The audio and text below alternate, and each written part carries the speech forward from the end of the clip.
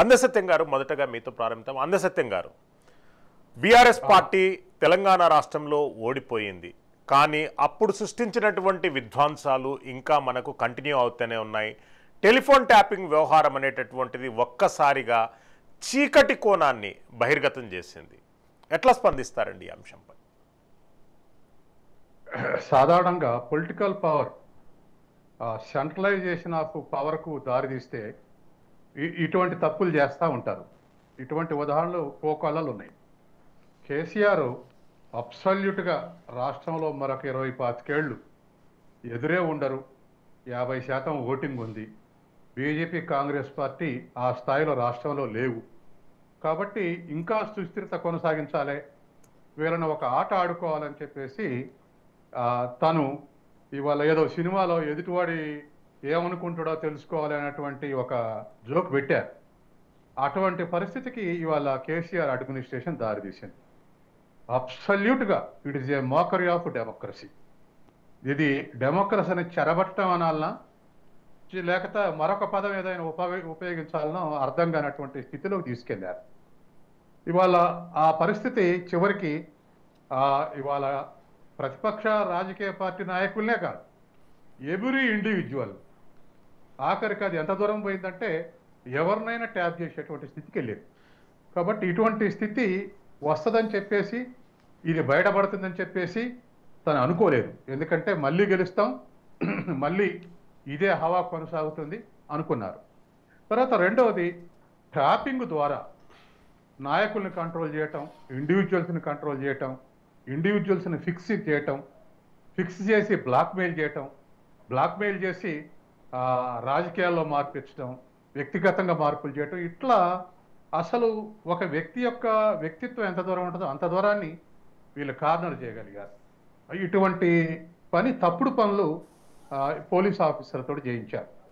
సహజంగానే ఈ ఉద్యోగ స్వామ్యంలో కింది ఉద్యోగస్తులు పై ఆఫీసర్కు కార్డియల్గా ఉంటే ప్రమోషన్స్ వస్తాయి, పాజిటివ్ రిపోర్ట్స్ రాస్తారు, తర్వాత పాజిటివ్ మంచి కీలకమైనటువంటి పోస్టులు ఇస్తారు. ఇట్లా ఉద్యోగ స్వామ్యంలో ఉంటుంది. ఇది పోలీస్ డిపార్ట్మెంట్లో ఇంకా ఎక్కువ. పై బాస్ అసలు క్లోజ్ ఉంటేనే చాలా గొప్ప అనుకుంటారు, పై బాస్ చెప్పిన పనిలా చేయటం అనేది ఇంకా గొప్ప అనుకుంటారు. అది అంత దూరం పోలీస్ ఆఫీసర్లు ఆలోచించారు. కానీ అసలు పోలీస్ ఆఫీసర్లది తప్పనే కన్నా వీళ్ళని ఆ స్థితికి దిగజార్చినటువంటి పాలిటీని మనం ఇవాళ కార్నర్ చేయాలి. అసలు ఎవరు వీళ్ళు?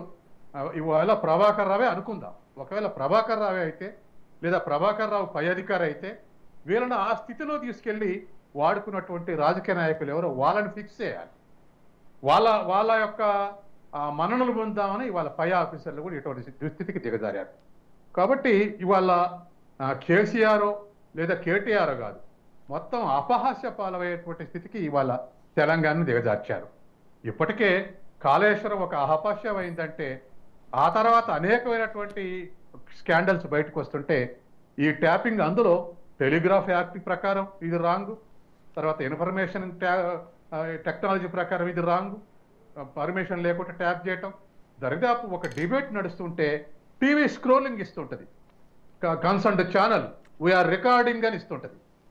అంత స్ట్రిక్ట్గా ఉన్నటువంటి దాంట్లో ఇట్లా ట్యాపింగ్కు పాల్పడటం అనేది వ్యక్తిగత ఆహరణం, తర్వాత రాజకీయ హక్కులు, ప్రాథమిక హక్కులు అన్నిటిని వాయిదా చేశారు. కానీ చివరికి మంచి ఆఫీసర్లు అనుకున్న వాళ్ళు కూడా దాంట్లో బలైపోయారు. తర్వాత బాస్ క్లోజ్ అవుతారు అనుకుని పోయిన వాళ్ళు కూడా బలైపోయారు. అసలు ముఖ్యమంత్రి అండంగా మనకేంద్రికి ఎదురు అని చెప్పేసి ఐపీఎస్ ఆఫీసర్లు కూడా ఇటువంటి తప్పుడు పనులు దిగజారటానికి కారణమైంది. కాబట్టి it is A case study for other states. అంటే ఇతర రాష్ట్రాలు ఇటువంటి తప్పులు చేయకుండా ఇది ఒక లైఫ్ టైం, ఒక 30 ఏళ్ళు ఈ కేస్ స్టడీ మరొకరు తప్పు చేయకుండా ఉపయోగపడేటువంటి అవకాశం ఉంది. పోలీస్ ఆఫీసర్ అయినంత మాత్రాన ఏ తప్పైనా చేయడానికి సిద్ధపడటం అనేది కరెక్ట్ కాదనేది ఇది ఒక ఎగ్జాంపుల్. కాబట్టి దీన్ని ఖచ్చితంగా ఇవాళ కేవలం దొరికిన వాళ్ళు అరెస్ట్ చేయటం కాదు, దీన్ని జయించిన వాళ్ళు ఎవరో వాళ్ళని కూడా ఫిక్సింగ్ చేయగలగాలి. అలా ఫిక్సింగ్ చేసినప్పుడే, టోటల్ ఎపిసోడ్ బయటకు వచ్చినప్పుడే ఇది బయటకు వస్తుంది. అట్లా కాకుండా కానిస్టేబుల్ శిక్షించి వదిలేయటమో, లేదా సిఐలు శిక్షించటమో, లేదా డిఎస్పీలు శిక్షించటమో కాదు.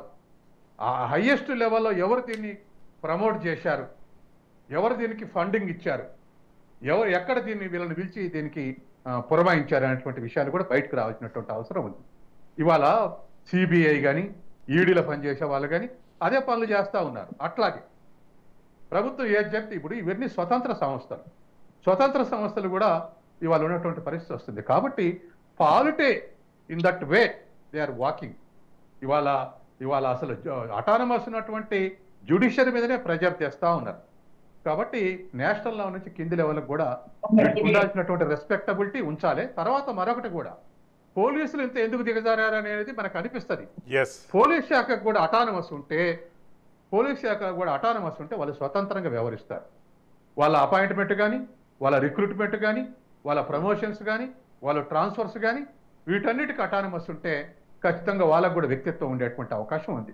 కాబట్టి వాళ్ళ రెండు భాగాలుగా ఆలోచించాలి. ఒకటి తప్పు చేసిన ఫిక్సింగ్ చేయడం ఒకటైతే, రెండోది భవిష్యత్తులో తప్పు చేయకుంటుంటే విధానపరమైనటువంటి మార్పులు ఏది తీసుకురావాలి అనేటువంటిది కూడా చర్చించాల్సినటువంటి అవసరం ఉంది.